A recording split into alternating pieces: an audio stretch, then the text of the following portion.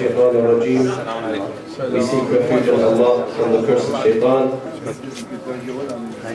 Bismillah ar-Rahman ar-Rahim. We begin in the name of Allah, the Beneficent, the Merciful. All praise is due to Allah, the one whose praise those who are eloquent cannot do justice to, and the one whose blessings those who count cannot count, and the one whose understanding those who struggle to understand can never attain, the one who is far such that he cannot be seen, but he is close such that he is present in our secret conversations. And we ask Allah subhanahu wa ta'ala to send His peace and blessings upon those who He sends to guide us, the prophets and the messengers, and especially the final messenger and his most best creation, our teacher and our guide, Abil Qasim al-Mustafa Muhammad. Allahumma salli ala Muhammad wa ali Muhammad. And upon his chosen and immaculate family. Allah subhanahu wa ta'ala says in the Holy Quran, in Surah Al-Furqan, يوم يعض الظالم على يديه يقول يا ليتني اتخذت مع الرسول سبيلا يا ليتني لم أتخذ فلانا خليلا. Human beings are social beings in the sense that we are in need of a social structure and social support system to keep ourselves in healthy well-being.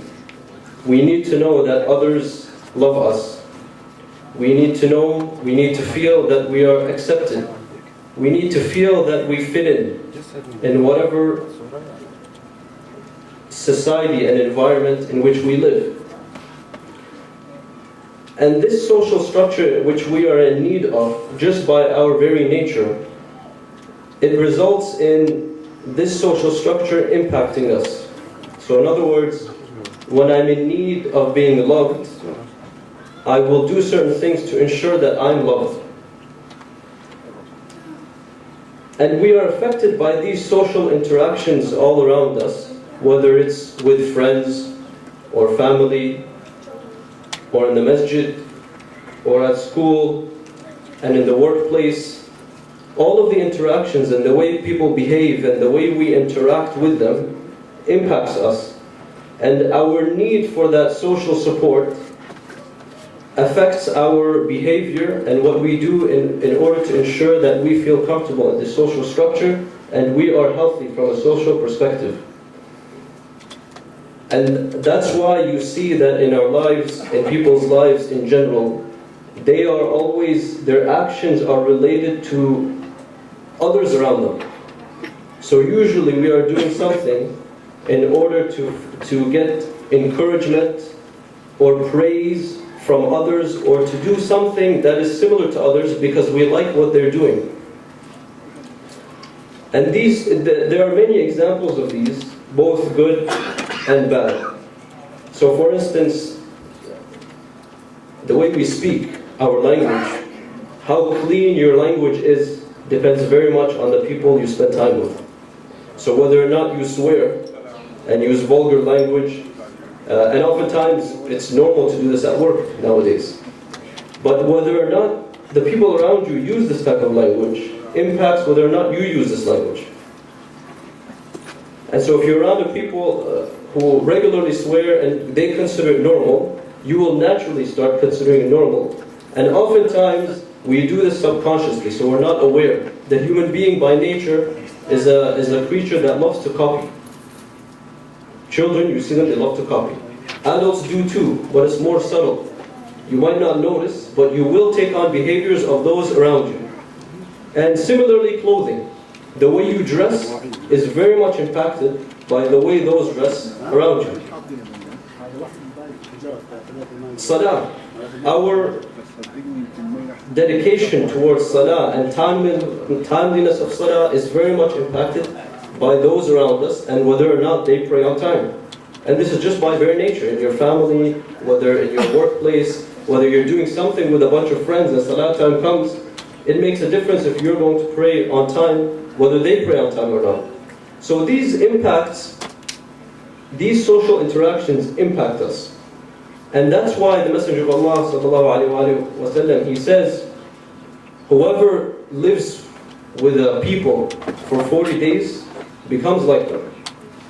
Just by the nature of the system in which we live, and the social interactions and social pressures, and how we adapt to those pressures.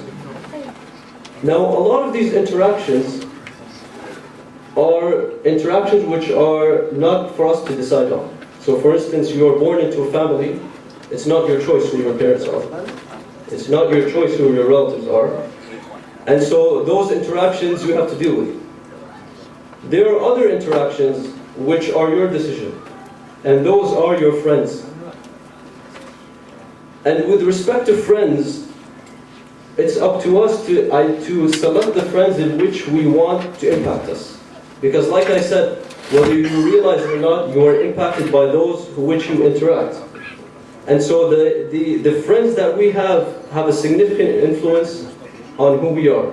Why? Because we like those friends. Because we have selected those friends, because we feel we will fit in with them. We feel they will accept us. We feel they will praise us. So as a result, our actions will be impacted by that desire to be accepted by these friends. And these interactions with friends are not only from a rational perspective, the way I'm explaining it, but also scientifically.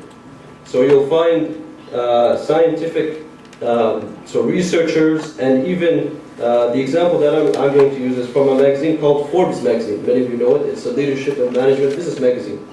So they summarize these studies on the influence of friends on the success of the individual. And I'll just quickly go through a few examples where they refer to certain studies that have shown this to be true. So if you have friends who are very well self-disciplined, so they have strong self-control, and that means they have a strong will, by nature of them being around you and practicing this self-discipline will naturally help you become more self-disciplined and have higher self-control. And strong self-control has been linked directly with success of an individual, from business perspective or leadership perspective, and so on.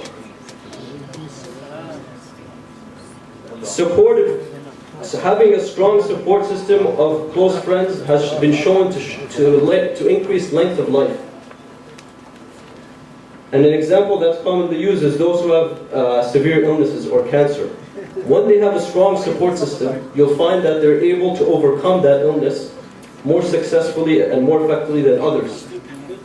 And the last example that I'm going to share is, interestingly, it's found that those who have fewer friends are more likely to run into financial risk in their lives.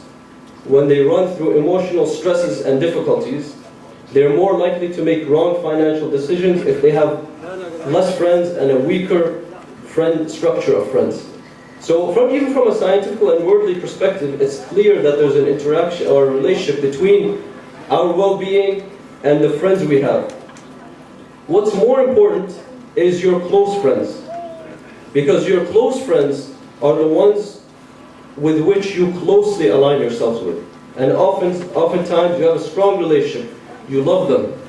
You admire them. You look up to them. And so you're more likely to imitate their actions and to take on their habits. And you listen to them for advice. You share with them your secrets. You depend on them for support and for acceptance. So the close friends are even more important in that you are very selective, because they will define just by the natural influence they have on you where you end up going in life. And this is where I'm going to mention a couple of ahadith that align with this. The first one is from Amir al-Mu'minin Imam Ali alayhi salam, where he says, Khalilul mar dalilu aqlih. The close friend of the individual is the guide for his intellect. And a hadith from the Messenger of Allah sallallahu alayhi wa alihi, where he says,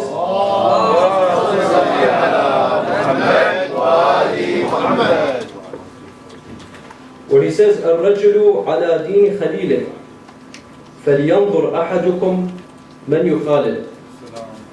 The individual is on the deen. Now here, deen is talking about principles and your fundamentals to which you align yourself with in terms of your understanding of life. The individual is on the religion of his close friend. So be careful how you select your close friends. And this influence of your close friend, our close friends on our lives is also highlighted in the Quran. Because the Quran in the hereafter describes in the hereafter how friends see each other and what they say about each other after this life is over and we're in the hereafter.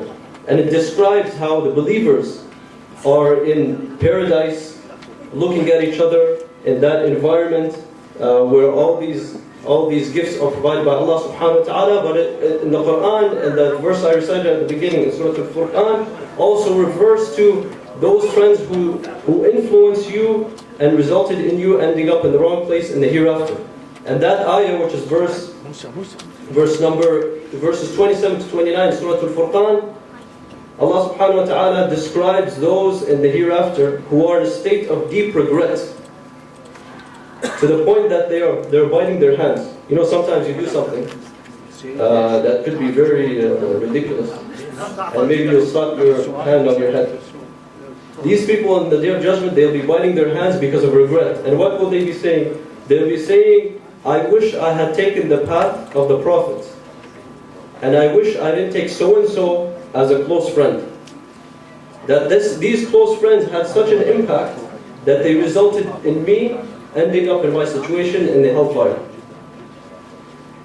This is the end result in the impact of close friends. Oftentimes, what you'll notice is people, when they have difficulties in life, in terms of behavior, it's their close friends that are the problem. And they need to be removed from that environment, from that group of friends, into a different group of friends, and oftentimes you will notice immediate change. It's to that point. Sometimes we don't realize, sometimes we see it in others, but the impact of close friends is huge in our lives. And for us, we need to be very selective in how we choose these friends. Even if you look at, I'm talking from a materialistic as well as non-materialistic perspective. From worldly success to religiously and the hereafter and our responsibilities towards Allah subhanahu wa ta'ala. If you go and read books about getting rich, if you go and read books about becoming successful as a leader, if you go and read books about management, all of these books, all of these experts who write these books will tell you, you need to have a group of friends and a support system that will help you go to where you want to go. So for us, we need to be able to, when we select our friends, we need to think about, what is it that I want to be? I'm here today because this is the majlis of Imam Hussein alayhi salam, and I love Imam Hussein alayhi salam, and I want to learn from Imam Hussein alayhi salam, and I want to be like his companions. So shouldn't I have friends that'll help me reach there? That'll come with me to the masjid, that'll learn with me about the companions of Imam Hussein, that will not make me do things that Imam Hussein would not be happy with. These are the things we need to think about when we're selecting our friends. And if there are friends that will not help me do this, then perhaps I need different friends. So if there are friends that when the time of Salah comes and we're watching, I'm going to use a nice example here, and we're watching Game 3 of the Jays on Sunday night at 7:30, and it's maybe 9:45, and it's the 9th inning, and it's a tied game, and the Jays are up, their last chance, and it's Salah time. So if I'm with my friends and we're watching, and I have a bunch of friends who realize the importance of Salah and who learned from Imam Hussein alayhi salam in Karbala when he's prayed in the middle of the battlefield, then perhaps I'm going to get up and spend a few minutes to pray Salah in its time.